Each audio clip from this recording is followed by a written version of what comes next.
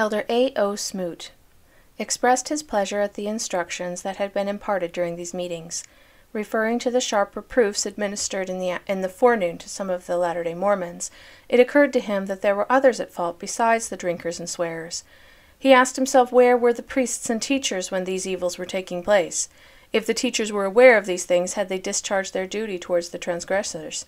If they had done this and failing to work a reformation, had they reported those cases to the bishops? If so, had they done well, and the fault would lay with the bishop, unless he attended to these evildoers? He would ask, why not apply the remedy? Let the erring brother who had not reformed go in peace, and no longer be held in fellowship to spread the evil example. He thought perhaps some of the officers slept upon their rights and duties, and neglected the injunctions of the revelations concerning these matters. If we allow these evils to exist, their influence would be demoralizing. All are subject to weaknesses, but when we are once overcome thereby, it should prove a warning, and we should take care not to ever again be overtaken in a similar way. In the course of 40 years' experience, he had seen men holding official position in the priesthood committing the evils spoken of, and their faults had been let slip. Why were these cases not alluded to? Why was not the inside of the platter cleaned? There was a fault somewhere. He would leave others to say where it was.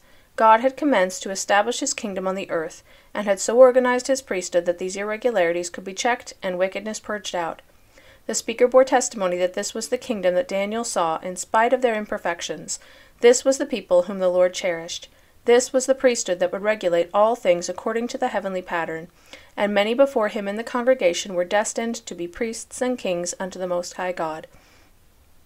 He had naught but blessings in his heart for the faithful, and he besought the Lord to preserve them from the evils that predominate in the world, enable them to magnify their calling, that Israel might triumph and the enemy be placed beneath their feet.